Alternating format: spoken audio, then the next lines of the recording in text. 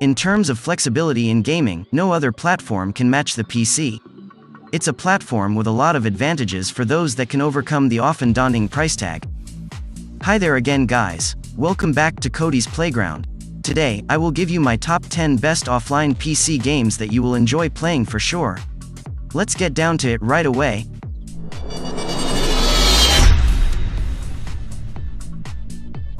As a bonus, while consoles require a subscription fee for online gaming, the majority of PC games have free online. Regardless, many people find the most enjoyment in offline PC games.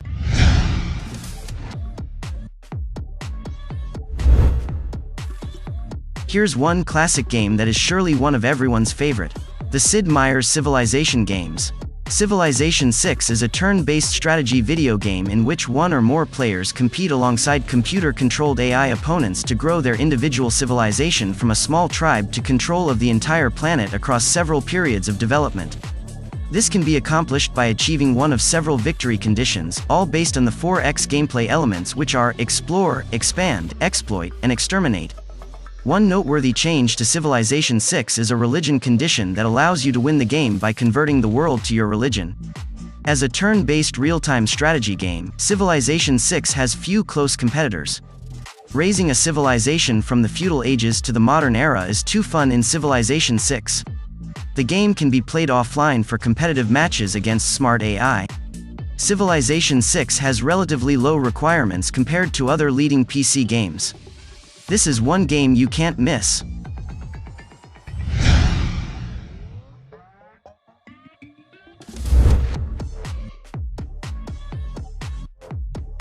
From the same developer as Baldur's Gate comes Divinity Original Sin 2. At first glance, Divinity Original Sin 2 appears to take after games like Diablo 3, yet it is so much more than a loot-based game. Divinity Original Sin 2 masterfully incorporates RPG elements that blend well with its turn-based combats.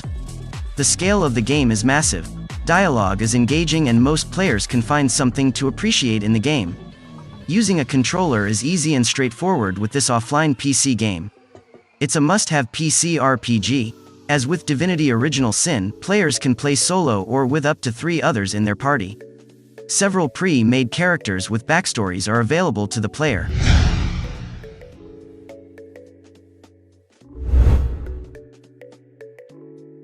The Witcher 3: Wild Hunt is an action role-playing game with a third-person perspective. Players control Geralt of Rivia, a monster slayer known as a Witcher. Geralt walks, runs, rolls and dodges, and, for the first time in the series, jumps, climbs and swims. The expansive world of The Witcher 3: Wild Hunt gives us pause. We can't help but be overwhelmed by the scale of the world outside the main story. This is a game where you can log hundreds of hours without diminishing its quality. The enemy, weapon, and town variety makes the game a masterpiece. As an offline-only game, what it does perfectly. There is no need for online as it would only take away from the game. If you only play one role-playing game this year, The Witcher 3: Wild Hunt is a solid choice.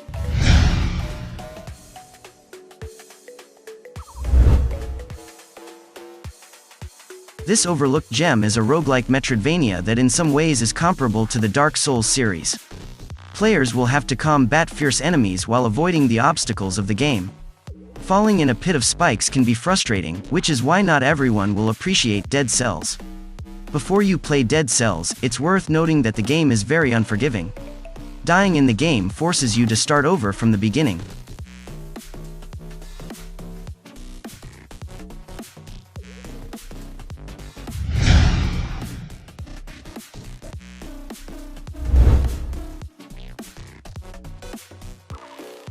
This game is one of my favorite.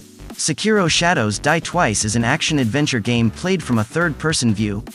Compared to From Software's own Souls series, the game features fewer role-playing elements, lacking character creation and the ability to level up a variety of stats, as well as having no multiplayer elements. It does, however, include gear upgrading, a skill tree, and limited ability customization. Rather than attacking to whittle an enemy's health points, combat in Sekiro revolves around using a katana to attack their posture and balance instead, which eventually leads to an opening that allows for a single killing blow. Sekiro: Shadows Die Twice is the winner of over 50 awards and nominations. The title of the game not only sounds catchy but also describes its gameplay. players have 2 lives in Sekiro Shadows Die Twice. 2 lives may give the impression that the game is easy, but guess again. Sekiro Shadows Die Twice is one of the most challenging games of the decade. Boss fights will take multiple attempts, even if you're well versed in the Dark Souls series.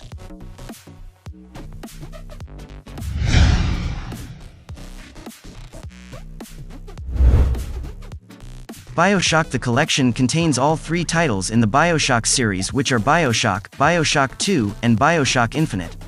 The games are first-person shooters, with a focus on story and character customization. Players wield guns and superpower-granting genetic modifications called plasmids. Also included in the collection are the game's single-player content originally released as exclusives or downloadable content packs, including BioShock 2, Minerva's Den and BioShock Infinite, Burial at Sea. Neatly packaged in one collection is the BioShock trilogy remastered and primed to play.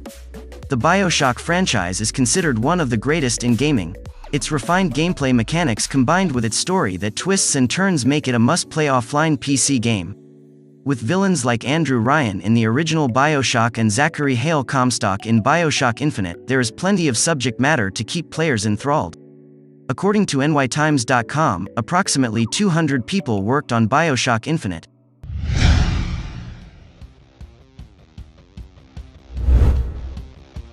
According to the game's executive producer Marty Stratton, the key principles of Doom's single-player mode are badass demons, big effing guns, and moving really fast. The game allows players to perform movements such as double jumps and ledge climbs throughout levels of industrial and corporate fields of a Union Aerospace Corporation research facility on Mars, and then levels of hell, as the combat system puts emphasis upon momentum and speed.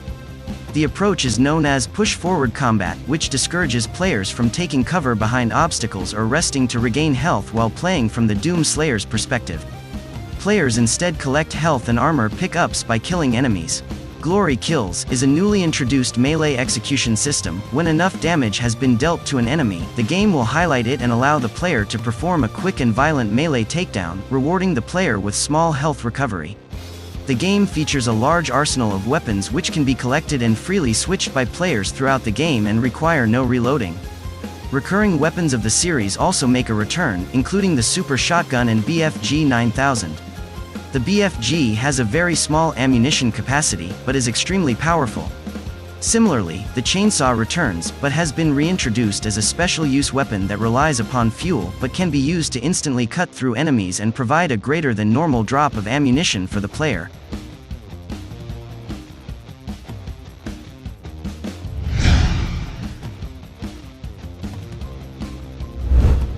Dark Souls 3 is an action role-playing game played in a third-person perspective, similar to previous games in the series. According to lead director and series creator Hidetaka Miyazaki, the game's gameplay design followed closely from Dark Souls 2. Players are equipped with a variety of weapons to fight against enemies, such as bows, throwable projectiles, and swords. Shields can act as secondary weapons, but they are mainly used to deflect enemies' attacks and protect the player from suffering damage. Developer From Software proved for the 3rd time in a row that they know how to make action-adventure role-playing games. Sure, there have been spin-offs like Bloodborne and Sekiro, Shadows Die Twice, but those would not have existed if it weren't for Dark Souls. Dark Souls 3 is slightly more fast-paced than its predecessors. Boss fights, however, are just as grueling and unforgiving. Dark Souls 3 is recommended for experienced gamers because of its difficulty level. Yet for those willing to grind it out, Dark Souls 3 can be outrageously entertaining.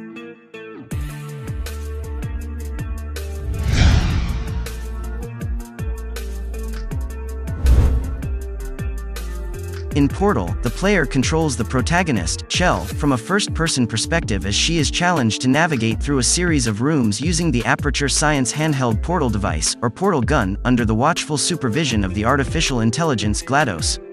The portal gun can create 2 distinct portal ends, orange and blue. The portals create a visual and physical connection between 2 different locations in 3-dimensional space. Neither end is specifically an entrance or exit. All objects that travel through one portal will exit through the other. An important aspect of the game's physics is momentum redirection and conservation. As moving objects pass through portals, they come through the exit portal at the same direction that the exit portal is facing and with the same speed with which they pass through the entrance portal.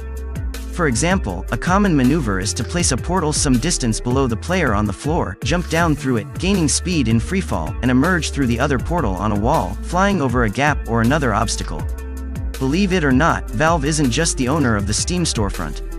The Valve Corporation is also known for creating instant classics like Counter-Strike Global Offensive, Left 4 Dead, Team Fortress, and Half-Life 2. Portal is one of the few Valve Corporation games that is single-player. Although Portal 2 has online co-op, the story was more intriguing in the first Portal. The game is very polished and is fun from start to end. The objective is to solve a series of puzzles while being directed by GLaDOS, an advanced AI. Even though Portal released in 2007, the game feels like it hasn't aged a day.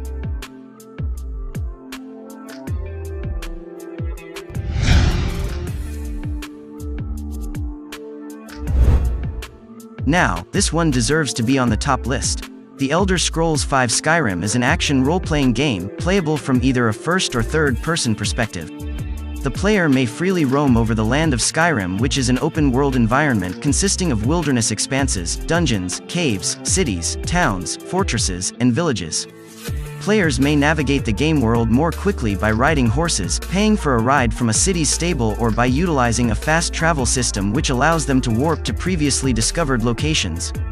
The game's main quest can be completed or ignored at the player's preference after the first stage of the quest is finished. However, some quests rely on the main storyline being at least partially completed. Fans of the series are eagerly waiting for The Elder Scrolls VI since the series is arguably at its best when it's offline single-player. The Elder Scrolls Online has a sizable fan base, but the difference between The Elder Scrolls V Skyrim and The Elder Scrolls Online is night and day. The Elder Scrolls V Skyrim is one of the best games of all time because of its immersive quests, beautiful landscapes, and enemy variety. The game regenerates quests, so there is virtually no end to the game. And there you have it. The top 10 best offline PC games that you can enjoy on your own. I am very sure you're going to love it. Let me know in the comments down below what is your favorite on this list. If you want to see more interesting videos about gaming, go hit that subscribe button down below and ring that notification bell. Please also leave a like on this video. It really helps me out. See you in the next videos.